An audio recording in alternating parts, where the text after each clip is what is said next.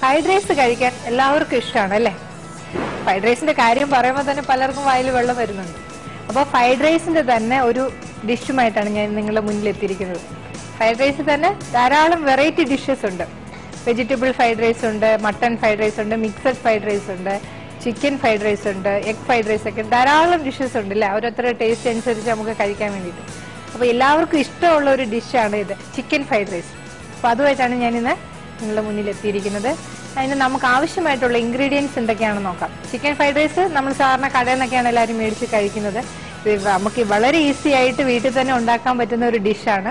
അപ്പോൾ നമുക്കിത് കണ്ടുപഠിച്ചു കഴിഞ്ഞാൽ വളരെ ഈസി ആയിട്ട് നമുക്ക് വീട്ടിൽ തന്നെ ഹൈജീനിക്കായിട്ട് നന്നായിട്ട് ഉണ്ടാക്കി കഴിക്കാവുന്ന ഒരു ഡിഷാണ്. അപ്പം നമുക്ക് അതിന് ആവശ്യമായിട്ടുള്ള ഇൻഗ്രീഡിയൻസ് എന്തൊക്കെയാണെന്ന് നോക്കാം. ഞാനിവിടെ 1/2 കിലോ അരിയുടെ ഫ്രൈഡ് റൈസ് ആണ് ഉണ്ടാക്കുന്നത്. അപ്പം 1/2 കിലോ അരി പകുതി വേവിച്ച അരിയാണ് നമ്മൾ ഫ്രൈഡ് റൈസിന് എപ്പോഴും യൂസ് ചെയ്യുന്നത്. അരി അധികം വെന്തു പോകാൻ പാടില്ല. വെന്തു പോയാൽ ചോറ് കുഴഞ്ഞു പോകും. അതുകൊണ്ട് അരി ഒരു 5 മിനിറ്റ് തിളപ്പിച്ച് അരിയാണ് ഊറ്റി വെച്ച് നന്നായിട്ട് വെള്ളം ഊറ്റി കളഞ്ഞ അരിയാണ് 1/2 കിലോ. മുട്ട സ്ക്രാമ്പിൾ ചെയ്തെടുത്തത്, സ്പ്രിംഗ് ഓണിയൻ നമുക്ക് മാർക്കറ്റിലൊക്കെ മേടിക്കാൻ കിട്ടും. സ്പ്രിംഗ് ഓണിയന്, ബീൻസ്, ക്യാരറ്റ് അരിഞ്ഞത്, വെളിച്ചെണ്ണ. നമ്മൾ ഇതിൽ വെളിച്ചെണ്ണയാണ് യൂസ് ചെയ്യുന്നത്. ചിക്കൻ ഫ്രൈഡ് റൈസ് ആണ്, അതുകൊണ്ട് ചിക്കൻ നന്നായിട്ട് വേവിച്ച് ചെറിയ ചെറിയ പീസുകളാക്കിയത്.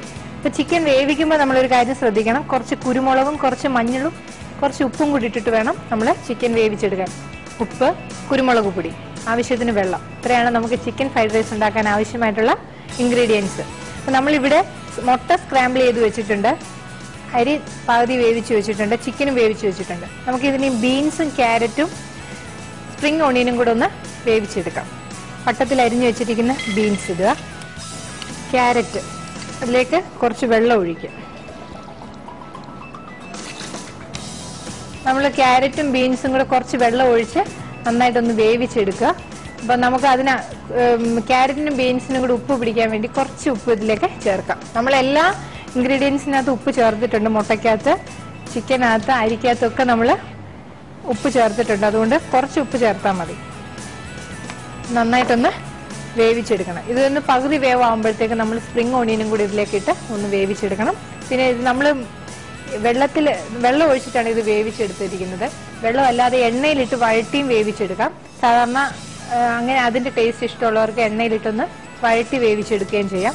അപ്പോൾ എണ്ണ അധികം കഴിക്കാതിരിക്കുന്നതാണ് നല്ലത്. നമ്മൾ എണ്ണ അല്ലാതെ തന്നെ റൈസിലൊക്കെ യൂസ് ചെയ്യുന്നുണ്ട്, ഫ്രൈഡ് റൈസ് റൈസിൽ യൂസ് ചെയ്യുന്നുണ്ട്. അതുകൊണ്ട് നമ്മൾ ഈ ക്യാരറ്റും ബീൻസും എണ്ണയിൽ വഴറ്റാതെ വെള്ളത്തിൽ നന്നായിട്ട് വേവിച്ചെടുക്കുന്നതാണ് കുറച്ചുകൂടെ ആരോഗ്യത്തിന് നല്ലത്. നമുക്കിതൊന്ന് വെന്ത് വരുന്നിടം വരെ ഒന്ന് വേവിച്ച്. ക്യാരറ്റും ബീൻസും പകുതി വേവായിട്ടുണ്ട്. അതിലേക്ക് നമ്മൾ എടുത്തു വെച്ചിരിക്കുന്ന സ്പ്രിംഗ് ഓണിയൻ ചേർക്കാം. നമ്മൾ ക്യാരറ്റും ബീൻസും സ്പ്രിംഗ് ഓണിയനുമാണ് ഇതിലേക്ക് ചേർത്തിരിക്കുന്നത്. നമുക്ക് ആവശ്യമാണെങ്കിൽ കുറച്ച് ക്യാബേജ്, വീട്ടിലെ ക്യാബേജ് ഇരിപ്പുണ്ടെങ്കിൽ ക്യാബേജും കൂടി ചെറുതായിട്ട് അരിഞ്ഞ് ഇതിലേക്ക് ചേർക്കാവുന്നതാണ്.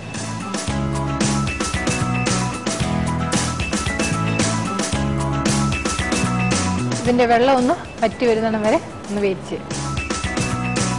നമ്മുടെ വെജിറ്റബിൾസ് ഒക്കെ വെന്തിട്ടുണ്ട്. നമുക്കതൊരു ബൗളിലേക്ക് മാറ്റാം. നമ്മുടെ ഫ്രൈഡ് റൈസിന് ആവശ്യമായിട്ടുള്ള ഇൻഗ്രീഡിയൻസ് എല്ലാം റെഡി ആയിട്ടുണ്ട്. അരിയായി, നമുക്ക് മുട്ട സ്ക്രാമ്പിൾ ചെയ്തതായി, വെജിറ്റബിൾസ് എല്ലാം ബോയിൽ ചെയ്ത് വെച്ചു, ചിക്കനും ബോയിൽ ചെയ്ത് വെച്ചു. നമുക്കിത് എല്ലാം കൂടെ ഒന്ന് മിക്സ് ചെയ്തെടുക്കണം. ഇനിയുള്ള സ്റ്റെപ്പൊക്കെ വളരെ ഈസിയാണ്. പാൻ കത്തിക്കുക,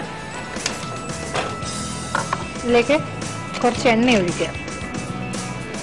ഇതിലേക്ക് നമ്മൾ ബോയിൽ ചെയ്ത് വെച്ചിരിക്കുന്ന റൈസ്, കുറച്ച് റൈസ് ഇടുക, കുറച്ച് എഗ് ഇടുക,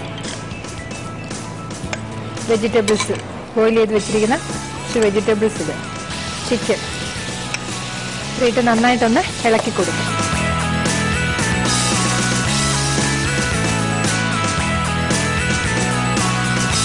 അപ്പോൾ തന്നെ ഫ്രൈഡ് റൈസ് നല്ലൊരു മണം വരും. ഫ്രൈഡ് റൈസ് നമുക്കിപ്പോൾ ചിക്കൻ ഫ്രൈഡ് റൈസ് ആണ് ഞാനിവിടെ ഉണ്ടാക്കിയിരിക്കുന്നത്. ഇതിനകത്ത് മിക്സഡ് ഫ്രൈഡ് റൈസ് ആണെങ്കിൽ ബീഫ്, മട്ടന്, ചിക്കന്, മുട്ട, പ്രോൺസ് ഒക്കെ നമുക്കിതിൽ ആഡ് ചെയ്യാം. നമ്മുടെ ഈ ഫ്രൈഡ് റൈസിന്റെ വേറൊരു പ്രത്യേകത എന്ന് പറയുന്നത്, നമ്മൾ ഹോട്ടലിൽ നിന്ന് അല്ലെങ്കിൽ പുറത്തുനിന്നൊക്കെ മേടിക്കുകയാണെങ്കിൽ അവർ സോസും അജിനോമോട്ടോ ഒക്കെ ഇതിനകത്ത് ചേർക്കും. നമ്മളിപ്പം ഒരു പ്രിസർവേറ്റീവ്സ് ആയിട്ട് അജിനോമോട്ടോ ആയിട്ടൊന്നും നമ്മൾ ഇതിൽ ചേർത്തിട്ടില്ല. വളരെ പ്യുവർ ആയിട്ടുണ്ടാക്കിയ ഒരു ഫ്രൈഡ് റൈസ് ആണ്. വെജിറ്റബിൾസും ചിക്കനും എഗ്ഗും കുറച്ച് വെളിച്ചെണ്ണയൊക്കെ നമ്മൾ ഇതിനകത്ത് ചേർത്തിട്ടുള്ളൂ. അല്ല, നമ്മുടെ വീട്ടിൽ തന്നെ നമ്മളിത് ഉണ്ടാക്കുവാണെങ്കിൽ നമുക്ക് വളരെ നന്നായിട്ട് കഴിക്കുകയും ചെയ്യാം.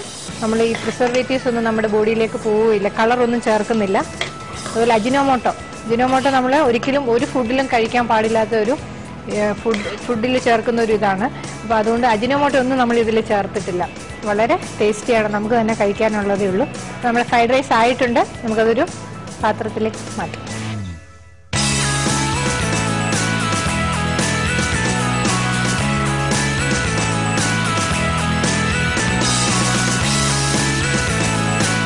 ഞാൻ 2-3 തക്കാളി റൗണ്ട് ചെയ്തിട്ട് കട്ട് ചെയ്ത് വെച്ചിട്ടുണ്ട്.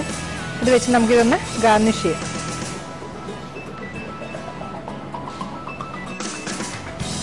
ഫ്രൈഡ് റൈസിന് നല്ലൊരു സൂപ്പർ മണം വരുന്നുണ്ട്. ഉച്ച സമയമാണ്. ഇന്ന് തന്നെ എല്ലാവരും ഉണ്ടാക്കിക്കോ. വളരെ എളുപ്പമാണ്. ബിരിയാണി റൈസ് വീട്ടിൽ ഇരിപ്പുണ്ടെങ്കിൽ ഇപ്പം തന്നെ ഫ്രൈഡ് റൈസ് ഉണ്ടാക്കിക്കോ. ഉച്ചയ്ക്ക് ഫ്രൈഡ് റൈസ് തന്നെ ആയിക്കോട്ടെ.